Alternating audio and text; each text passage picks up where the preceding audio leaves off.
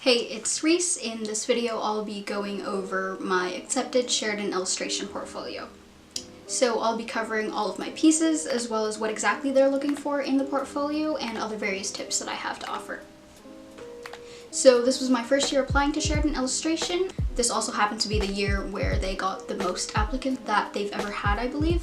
More than 600 people applied, which is why I heard that they marked a lot harder when it came to portfolios. The cutoff this year was 52, and from 48% to 51% was the waiting list. So for my portfolio, I scored an overall mark of 56%, so I just barely passed. It's definitely a lot lower than I would have liked, but I understand where I lost my marks, and I want to take this opportunity to share my portfolio so that hopefully you can get accepted with a better mark than I did. So this is my portfolio. I'll be going through it as well as just inserting images here so that you can see it better. So to start off my portfolio, I just included a self-portrait. I think it's good to just include a self-portrait so that they have an idea of who you are. The portfolio is also comprised of two main parts. You've got your drawing test as well as all of your personal works. So for the drawing test, you have two figures that you're supposed to do. The first one is standing. So this is my standing piece. It's just my sister in the kitchen.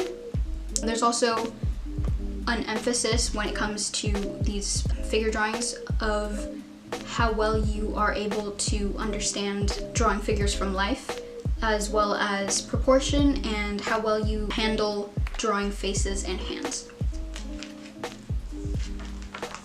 So the next one is the seated figure. What I feel I definitely lost marks in for this piece is not showing the entire figure. So I would recommend choosing a pose and seating your model in a way where you can see all of them.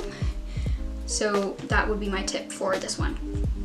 The next part of the drawing test is to draw a room with a singular light source. So this one on the scoring sheet, it's specifically looking for how well you are able to demonstrate mood, light, shadow, and form through cross-hatching or shading. So for this piece, based off of the requirements, I thought that choosing some traditional mediums that would best suit what they're looking for would be the way to go, which is why I chose pen and ink to make the cross-hatching emphasized, as well as marker so that we could have some shading and just a lot of dark tones to be able to get that moody effect. The next part of the drawing test is a window drawing. You are supposed to draw a view from a window, as well as the window itself and the room that the window is in, which is why I definitely made sure to choose a view that showed all of these things, because I feel like that's something that they would definitely take into consideration when it comes to composition if you are choosing a composition that includes all of these things. I also decided to choose a view from the window that wasn't too hard, just to make it a little easier for myself, which is why I didn't choose a view that had a lot of houses. It's mostly greenery, so just a lot of trees and such, but it also includes a little bit of a railing, and I included some objects in the room as well so that I would be able to demonstrate my understanding of perspective and proportion and such.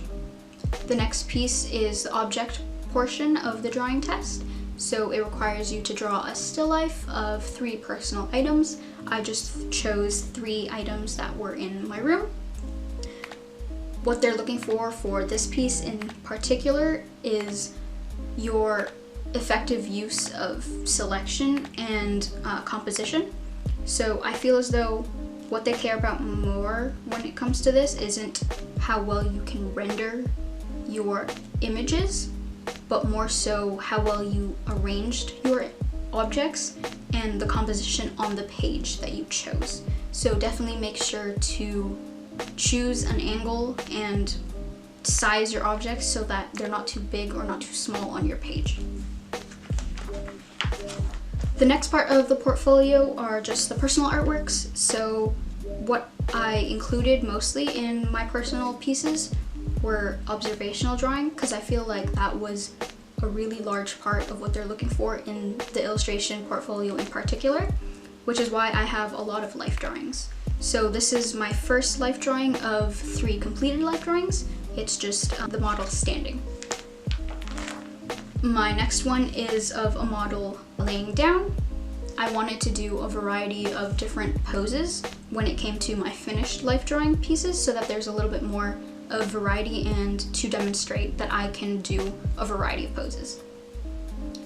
And the next one is just the figure seated.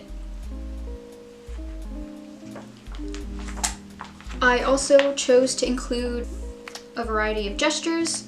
These ones were pretty short gestures. I think they were less than 2 minutes, probably at most 5.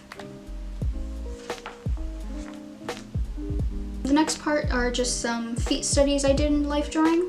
I would definitely include at least one hand or feet study in your portfolio, because it's good to show that you have an understanding of hands and feet and their anatomy, as well as drawing from life again. The next piece is just a head study I did in life drawing. I think that this would also be a good thing to include, so that you are further able to demonstrate how being able to draw faces and more human proportions and such. The next piece that I included was a project that I did in grade 12 art class. We had to choose an issue that was important to us, so I chose gun control. This was done shortly after the Parkland shooting, which is why I chose it.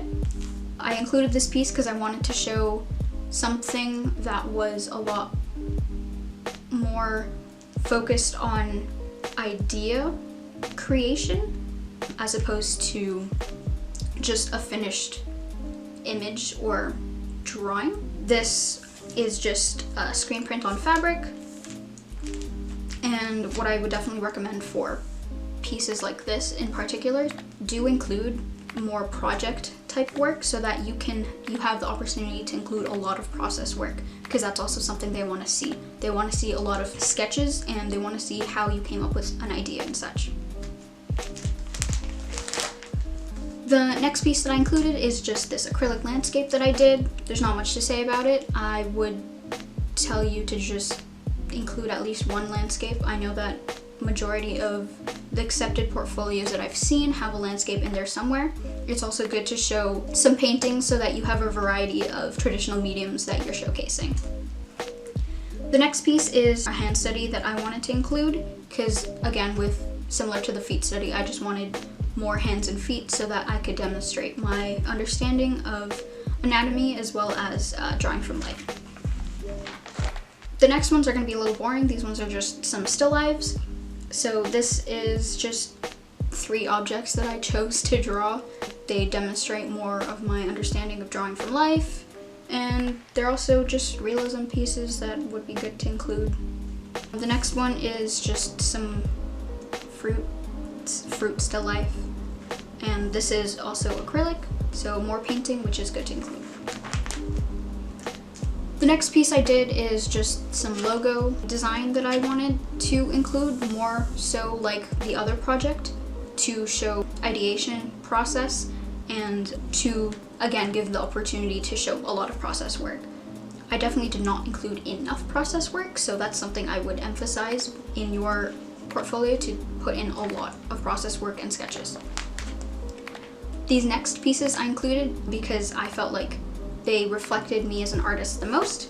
So these are just some pen and ink drawings that I did.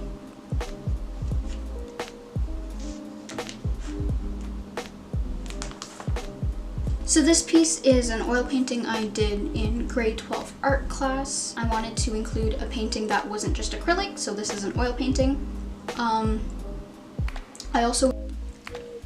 So while editing, I realized that my camera cut out before I showed my last piece.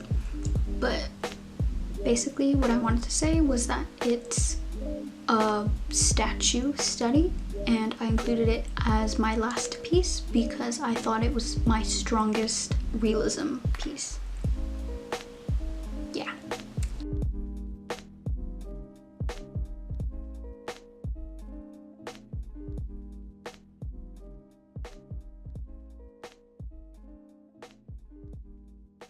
Sorry there's no outro, but thank you for watching and hopefully this helps.